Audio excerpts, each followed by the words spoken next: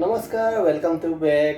আজি ছুটি আছিলে, আজি চব্জি বনাওঁ আৰু আমাৰ কিচেনত আছে। আমাৰ কিচেনটো দেখাম, মই থকা ৰুমটো। এইটো হয় আমাৰ কিচেন হয়, এইটো গেছ হয় আমাৰ। মোৰ কুকাৰ এইটো হয় সৰু, ইয়াত ভাত বনাম আৰু এইবিলাক আমাৰ কিচেনকেইটা ইয়াত। এইবিলাক ডিছ ৱাশ্বাৰবিলাকৰ আছে, এইটো ৰুমমেটবিলাকতো ৱাশ্বিং মেচিন আছে। এতিয়া মই আজি এইটো বনাইছোঁ আৰু কি আপোনাৰ আলু পিঁয়াজ জলকীয়া কাটিছোঁ, বিলাহী আৰু আলু মটৰ বনাম আৰু বাকী এইকেইটাই এইটোৱে বনাম চব্জি আজি। দিনত বেলেগ মোৰ ফ্ৰেণ্ডে বনাইছিলে, জবলি বনাই ৰাখিছিলে আৰু আজি মোৰ ছুটি, আজি মই বনাম, একেলগে খাম আৰু দুবাৰ ওলাই এইটোৱে হয়। আপোনাৰ যদি বেচেলাৰ হয়, অকলে থাকে আৰু নিজে বনাই ৰান্ধি বাঢ়ি খাব লাগিব আৰু একদম ঘৰত বনাই থকা এনেকুৱা চৰুটোৱে লৈছোঁ আৰু ইয়াত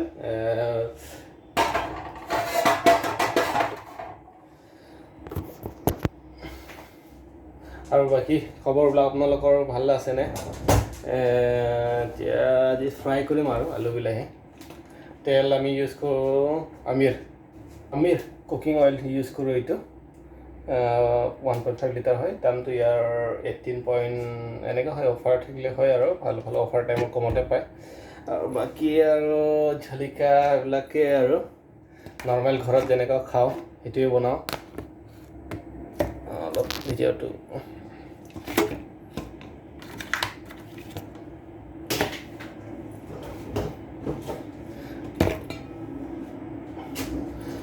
বাকীটো টাইম নাপাওঁ, কি কয় আপোনাৰ এই ছুটি সময়তে কিবা ইচ্ছা থাকিলে নিজৰ পচন্দমতে বনাই খাওঁ আৰু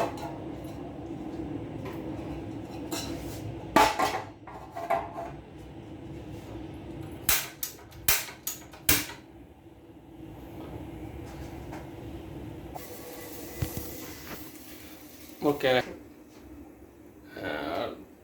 কেৰাহীটো গৰম হৈ গ'ল। এতিয়া তেল দিম আৰু অলপ বিজি আৰু কথা পাতিব সময় কম।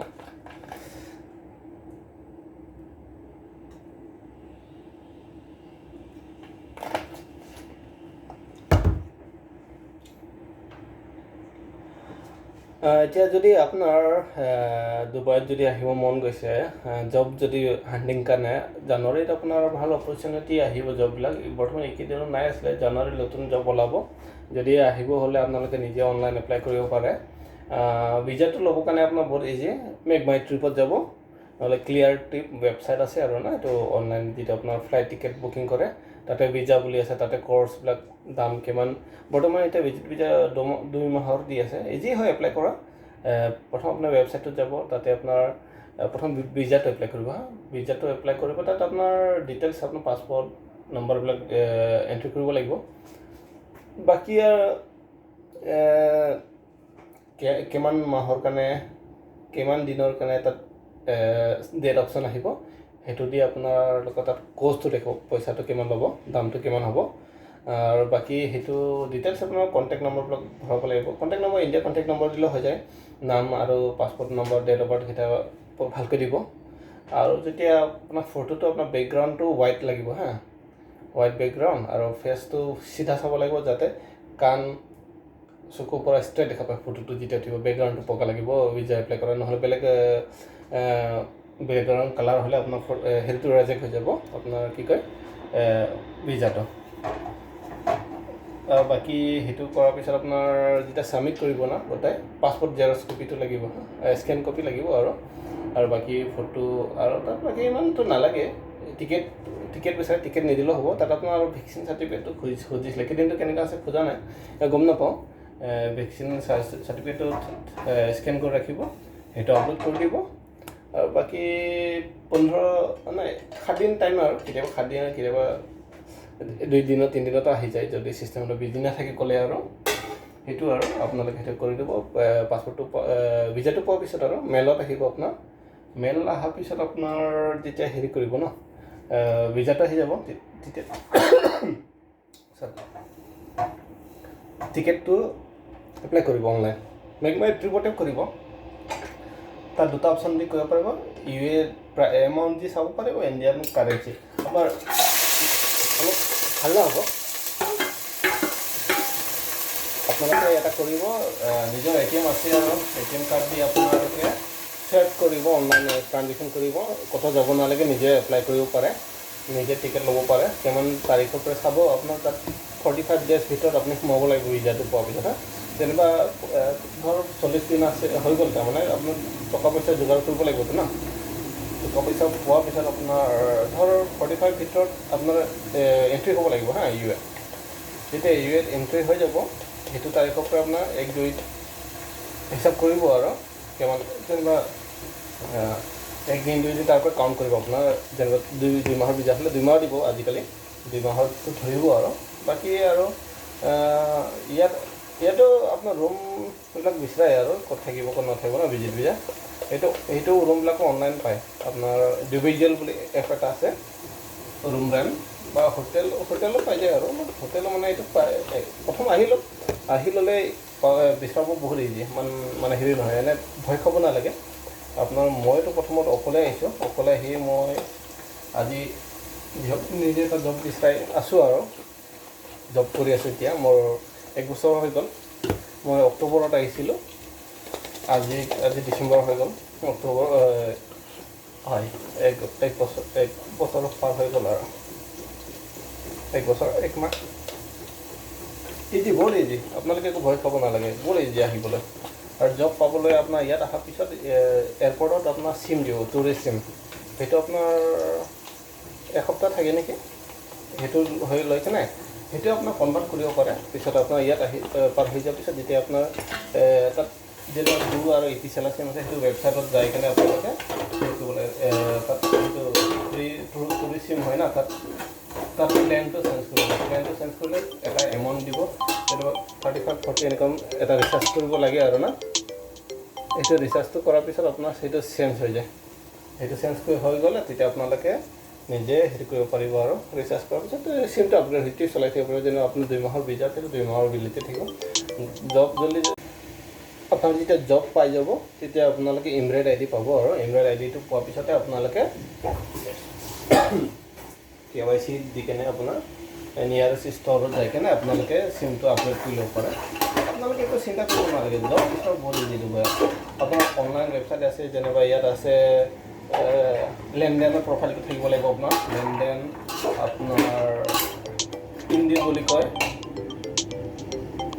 ইণ্ডিট ৱেবছাইটকেইটা আছে আৰু তাতে আপোনাৰ প্ৰফাইলটো ক্ৰিয়েট কৰিব লাগিব কিন্তু আপোনালোকে ইণ্ডিয়া নম্বৰ দি ঘৰতে বহি ডিটেইলছকেইটা পূৰা বহাই ল'ব মানে সেইটো বনাই ল'ব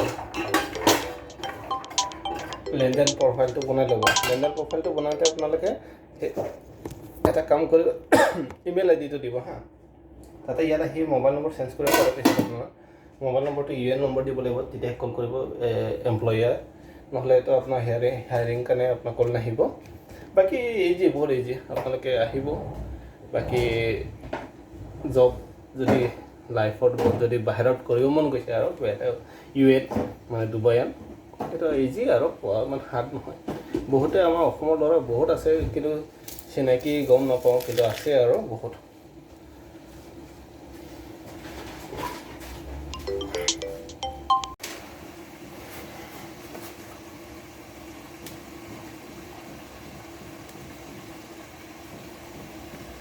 চব্জি অলপ বেছি বনাইছোঁ 2 দিনৰ কাৰণে কি ফ্ৰিজত সোমাই থৈ দিওঁ বাকী আপোনালোকে বুজি নাপালে কমেণ্ট কৰিব কেনেকুৱা কি আহিব লাগে মই অলপ বুজাই দিম আপোনালোকক যদি লাইফত যদি আহিব বিচাৰিছে গ'লে আৰু এনে বহুত ইজি ভয় খাব নালাগে কিন্তু কণ্টেক্ট আপোনালোকে না পাৰিলে নিজে অহাটোৱে ভাল নিজে চেষ্টা কৰিব বহুত ইজি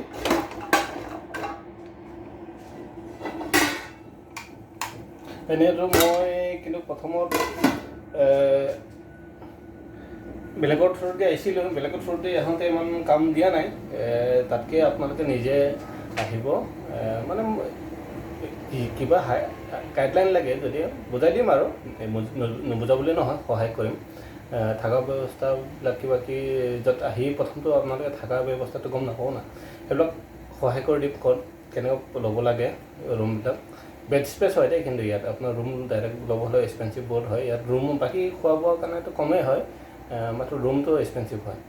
আপোনাৰ বেড স্পেচ আৰু যিটো আপোনাৰ এটা ৰুমত ধৰক 4জন 6জন এনেকৈ থাকে, সেইটো কম বেড স্পেচত আপোনাৰ 400, 350, 450, 400, 500 এনেকুৱা আছে। আপোনাৰ ৰুম লৈ ৰুম মানুহ কেইজন থাকে।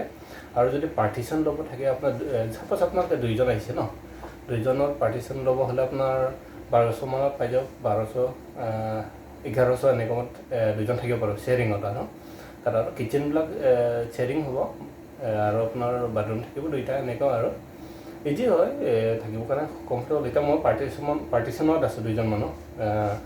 মোৰ ফ্ৰেণ্ডটো ৰুমমেটটো হয় শ্ৰীলংকা হয়, আৰু মই ইণ্ডিয়া, 2জনে থাকোঁ। আৰু খানাটো অলপ মিলি যায় শ্ৰীলংকাৰ লগত, ভালে লাগে সিহঁতে বনাই খোৱাটো। কি কয় তেওঁলোকে আমাৰ তাত যেনেকৈ খাওঁ ন, আমি শুকান মাছ খাওঁ, নিমলা মাছ, এইবিলাক বনাই ভাল লাগে। আৰু আপোনাৰ সিহঁতৰ কচুবিলাক কিছুমান থাকে খাই, আমাৰ য'ত আমি যেনেকৈ খাওঁ আৰু না, কচু আলু আপোনাৰ মিক্স আৰু চিমিলাৰিটি হয়, কিন্তু সিহঁতৰ অলপ বনাই ষ্টাইলটো বেলেগ হয়।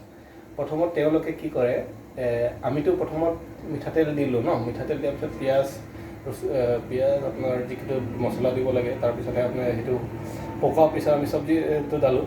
কিন্তু সিহঁতে এনেকুৱা নহয়, বইল কৰিব গোটেই চব্জিটো, পিঁয়াজ চিয়াজ কটাই দি দিব, বইল কৰিব। নহয়, পিঁয়াজটো বেলেগ দিব। প্ৰথম চব্জিটো যেনেকৈ আলু বিলাহী বনাইছে বা মাংস যিকোনো সেইটো বইল টাইপত মানে বনাই আছে ন, নিমখ চিমখ দি দিব।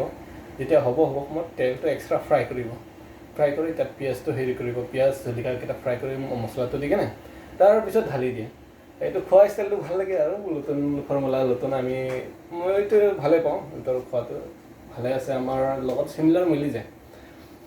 বাকী এইটোৱে আৰু শ্বেয়াৰিঙত থাকিব হ'লে। আৰু যদি ৰুম ল'ব হ'লেতো ভাল দাম হয় অলপ। আপোনাৰ যেতিয়া জব পাই যাওক, ভাল জব এটা পাই যাওক, ভাল চেলাৰী হ'লে, তেতিয়া আপোনাৰ মিলি পাতি এটা ৰুম ল'ব পাৰে। আৰু তেনেকুৱা আপোনাৰ ফ্ৰেণ্ড লগত আহিছে, প্ৰথমতে মানে বেড স্পেচ থাকি জবটো লৈ লোৱাটো ভাল। আৰু কিছুমান আপোনাৰ জবত আৰু যিকোনো কোম্পানী, ভাল কোম্পানী, কিছুমান ডাঙৰ কোম্পানী থাকে না, তেওঁলোকে আপোনাৰ ৰুমত দিয়ে, বেড স্পেচ দিয়ে।